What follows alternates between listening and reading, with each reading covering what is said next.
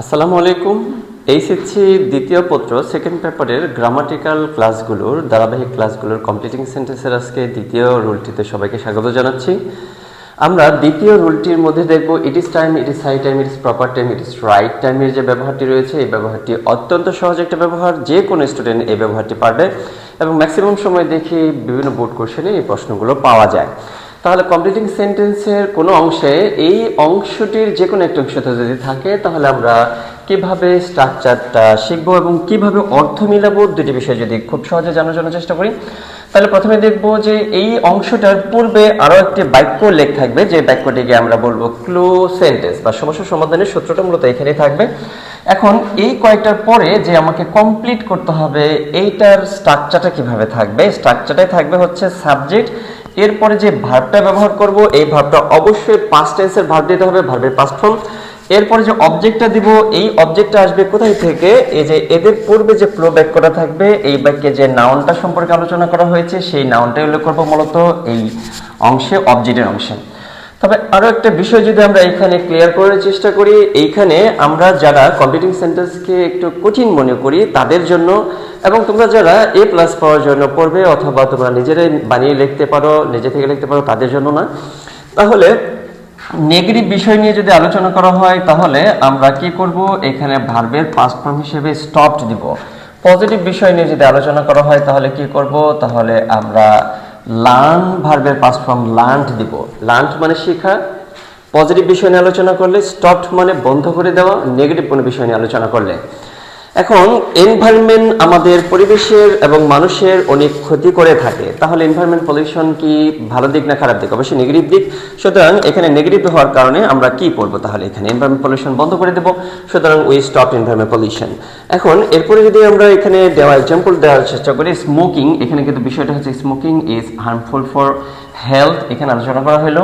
It is high time, এই অংশের কমপ্লিটিংটা আমরা কি করব, তাহলে ওই এখন শিখবো না বন্ধ করবো? অবশ্যই স্মোকিং নেগেটিভ দিক, তাহলে স্টপ, এখানে কি দেবো স্মোকিং।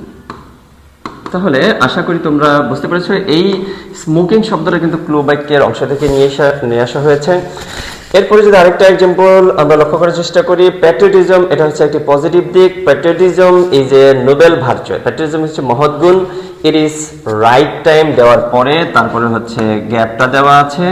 এখন তাহলে এইখানে গ্যাপে আমরা কি করব, প্যাট্রিয়টিজমটা আমরা কি করব, শিখবো। তাহলে কি করব, লার্নড। এখন আমরা লার্নড কি করব, প্যাট্রিয়টিজম। আচ্ছা, এখন প্যাট্রিয়টিজম হচ্ছে ভালো দিক, এজন্য আমরা শিখতে হবে, আর স্মোকিং হচ্ছে খারাপ দিক, এজন্য এটাকে বন্ধ করতে হবে। আর এখানে যদি আমরা বিগত বছরগুলোর আমরা যদি ঢাকা বোর্ড 2024 সালের প্রশ্নটা থেকে এক্সাম্পল দেখার চেষ্টা করি, এখানে কিন্তু ইট ইজ হাই টাইম রয়েছে।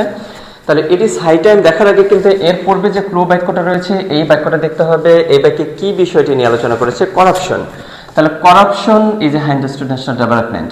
তাহলে এই ক্ষেত্রে আমরা কি বলবো, ইট ইজ হাই টাইম, কি করবো তাহলে এখানে আমরা? এখন এইখানে আমাদের একটু ভাবতে হবে যে কাজটা কার কার। কাজটা আমার হতে পারে, আমাদের হতে পারে, গভর্নমেন্টের হতে পারে। তাহলে এই কাজটা কিন্তু আমার একা না, তাহলে আমরা সবাই করতে পারবো অথবা সরকার করতে পারবে। তাহলে আমরা যদি বলি উই স্টপড করাপশন, এটা দিলেও হবে।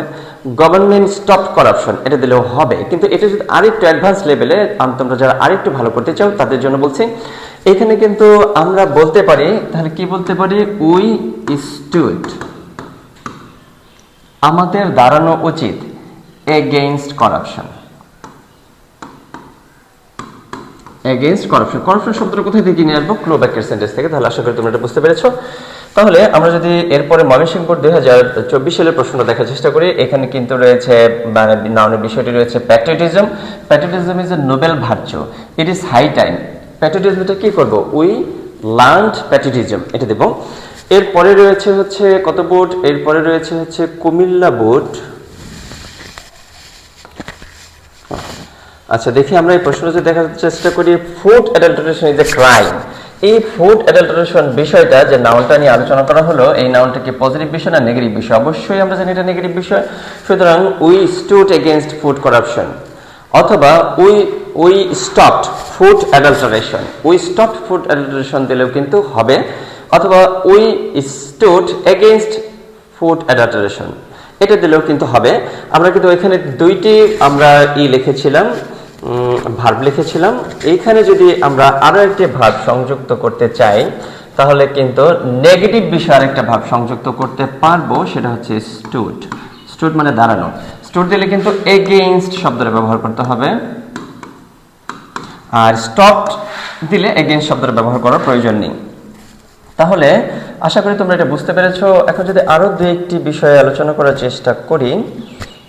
আচ্ছা, এইখানে আমি একটু দূরে থেকে দেখার চেষ্টা করি। এইখানে এটা রয়েছে হচ্ছে Jessore board 2024, trees are very important for our existence on earth, it is high time.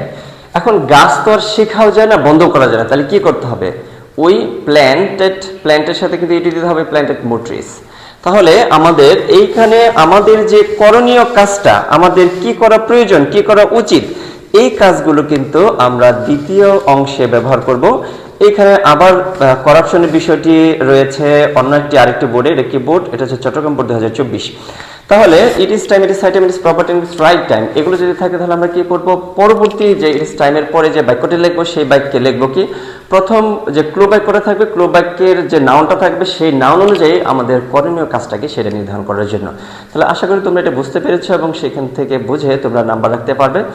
এবং তোমাদের কাছে এই থাকবে, তোমরা হচ্ছে এখানে যদি প্র্যাকটিস করতে চাও longorbd.com এ তোমরা হচ্ছে লগ ইন করে প্র্যাকটিস করতে পারো। এবং সেইখানে লগ ইন করার পরে তোমাদের যদি ক্লাসগুলো ভালো লাগে তোমাদের বন্ধুদের সাথে এই বিষয়টি শেয়ার করে দেবে বলে প্রত্যাশা করছি। এবং পরবর্তী 3 নম্বর রুল সহ পরবর্তী সবগুলো রুল দেখার জন্য আমন্ত্রণ জানিয়ে আজকের ক্লাস শেষ করছি। আল্লাহ হাফেজ।